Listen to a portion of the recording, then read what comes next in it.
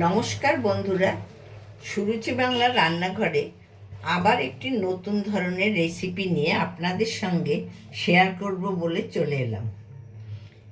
আমরা তরমুজ খেতে সকলেই খুবই ভালোবাসি। এই গরমে ঠান্ডা রাখার জন্য তরমুজ আমরা সকলেই খেয়ে থাকি। তরমুজের লাল অংশ খেয়ে খোসাটা আমরা সকলেই ফেলে দিই। ভাবলাম যে খোসা ফেলে না দিয়ে এটি দিয়ে কিছু একটা বানানো যায় কি না একবার ট্রাই করে দেখি। তরমুজের খোসা দিয়ে জ্যাম বা জেলি বানানো যায়, একবার ট্রাই করলাম, দেখাই যাক না খেতে কেমন স্বাদ হয়। তাই আমি দেরি না করে এই জ্যাম বানিয়ে ফেললাম। ভিডিওটি মিস না করে দেখতে থাকুন কিভাবে আমি জেলি তৈরি করছি।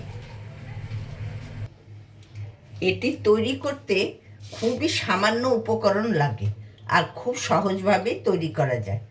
শুধু তরমুজের লাল অংশগুলো ফেলে দিয়ে সাদা অংশটা, কালো যে দাগটা থাকে সেই কালোটা ফেলে দিয়ে আমি এটা ডুমো ডুমো করে কেটে প্রেসারে একটু ভাপিয়ে নিয়ে জল ঝরিয়ে রেখে দিয়েছি। আর লাগবে 1 বাটি চিনি আর 2 পিস পাতিলেবুর রস। আর আমি এই তরমুজের যে ডুমো ডুমো করে কেটে রেখেছি সেটা আমি গ্রাইন্ডিংয়ে পেস্ট করে নিচ্ছি। দেখুন এটা কি সুন্দর মিহি করে আমি এটা পেস্ট করে নিয়েছি। এবার আমি এটা কড়াইতে দিয়ে দিচ্ছি।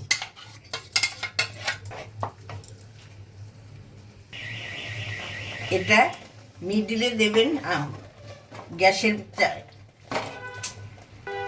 গ্যাসের ফ্লেমটা মিডিলে দিয়ে এটা নাড়তে থাকবো। আর এতে দেব 1 বাটি চিনি। এখন আমি দিয়ে দিচ্ছি পাতিলেবুর রস। এখন আমি এতে দিয়ে দিচ্ছি একটু ফুড কালার। আপনারা যে কোনো কালার দিতে পারেন, আমি এখানে এটা দিচ্ছি তরমুজ বলে লাল রংটাই দিচ্ছি। জ্যাম রেডি হয়ে গেছে, দেখুন কত সুন্দর ঘন, জ্যামের মতো ঘন হয়ে গেছে। এবার আমি এটা নামিয়ে ফেলছি।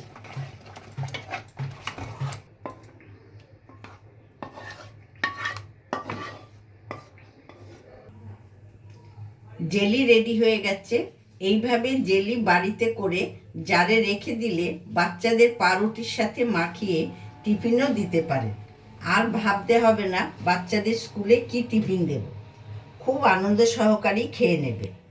যদি ভিডিওটি ভালো লাগে লাইক কমেন্ট করে আমাকে জানাবেন, সাবস্ক্রাইব করে আমার চ্যানেলের পাশে থাকবেন। আজ এখানেই আমি শেষ করছি।